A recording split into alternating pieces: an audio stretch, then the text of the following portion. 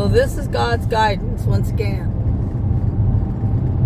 So I was out looking for a new car. I bought a new car in December, and I didn't like that car, so I went to change that car and to get another car. So I went to Honda, which was the car I'm trying to change in. It didn't work out there. And then I went to Ford, and it didn't work out there. I only have 2 places left to go in my town, is Toyota or Hyundai. So I went to Hyundai next, and that's where I bought this beautiful new car. It's a hybrid Tucson Hyundai Sport. And so what happened here was Honda was the day before. So this day, before I leave the house, I asked Jesus to guide me to the just like I did before, and it worked last time, so I'm going to try it again. So I went and asked, before I walked out the door, I asked Jesus, Holy Spirit, to guide me to the car, to the people, He knows me, He knows what car, guide me to my car, to the people where I should be buying it. So off I go. So that was the day I went to Ford. I went to Ford first. They didn't have any hybrids. So then I went to Hyundai. So I just drove the car and everything, and so I was like, I'm sold. So we get into the paperwork, and so I'm going to change the names here. So I'm going to say April. We'll say April and Evan. Evan rhymes with heaven, so we'll go with Evan. So April and Evan. So we're in to do the paperwork. They worked in tandem to get the paperwork done. Evan was on the computer clickety-clacketing, and April was in the chair. 3 of us around the desk, and then I was in my chair, and it was just so quiet. And so everywhere I go, I'm always saying, you want to hear about my miracle? So I said it again. You want to hear about my miracle stories? And they're like, yeah, sure, let's hear about it, right? So, okay. So I said, so I told them the story about Alyssa passing away and her cross miracle story. And then I told them my dad's cross miracle story. And then I told them my Aunt Berlene's cross miracle story. And I also told them my other miracle story about the one where my wrist strap came off my phone case at the Walmart. I have all these stories in my playlist. Miracles and such playlist. I forget what it's called, but it's got the tangible miracles and God's guidance. That's what it's called. Okay, so anyway, so we're in there doing the paperwork, and so I tell them all the stories.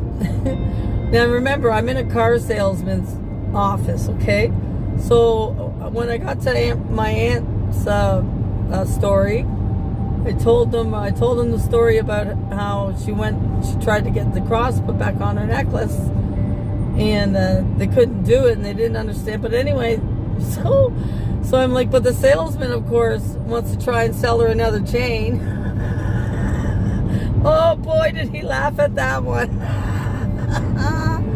And when I was telling the stories, his chin was just on the ground in awe of like what I'm saying to him, right? And which is great, because that's what I like. I like people who, like listening to the story and hearing it, and having like a reaction to when I'm talking. Anyway, that was wonderful. Anyway, so I told them all my stories and everything. And when I was done, April says to me, Can I tell you my miracle? I'm like, yes. Nobody's ever responded to me like that, so I'm very intrigued about her miracle. So she proceeds to tell me she too had cancer 3 times in her 20s, and she was told she would never have children. Well, she told us she heard an audible voice tell her she will have children. She will be okay. You know? And she believes it, of course. I was told from the other side too. But anyway. So, I think what she said it was, I don't know. So I'll just leave it at that. She was told she had an audible, that's who she said it was, God's voice saying she was be okay. She's in her 30s now. And Evan gave us a box of Kleenex before we started the miracle story. So she said, we finished up, and then Evan shook my hand and he said, Tina, it was an honor meeting you. Thank you for sharing your story. I said, you're very welcome. And then I was getting up to leave, and then April said, Tina, can I follow you out? I'm like, yeah, sure. Why not? I was like, you can take my picture by my car. She said, okay. Anyway, so we get outside, and she said, Tina, Evan wasn't around. She said, Tina, I just want to thank you for coming in today. I said, why? She said, because yesterday, Evan and I were talking about God.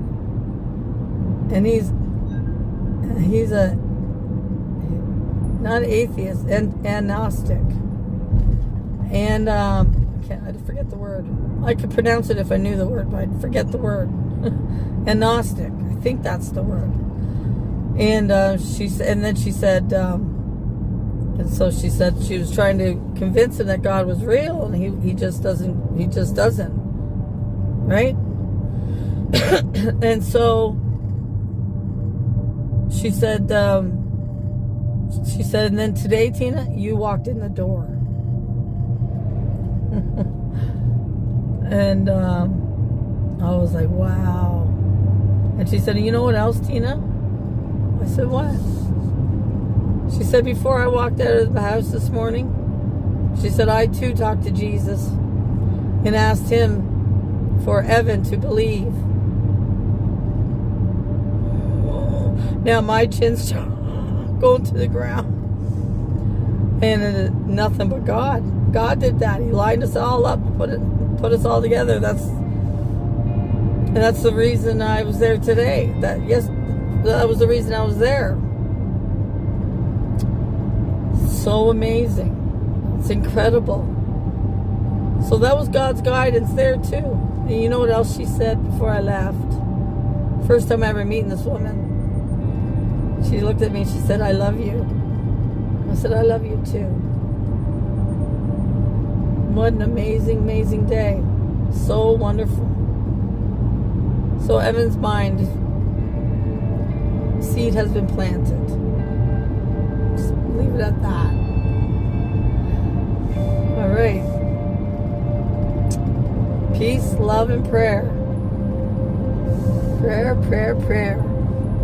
Believe, believe, believe.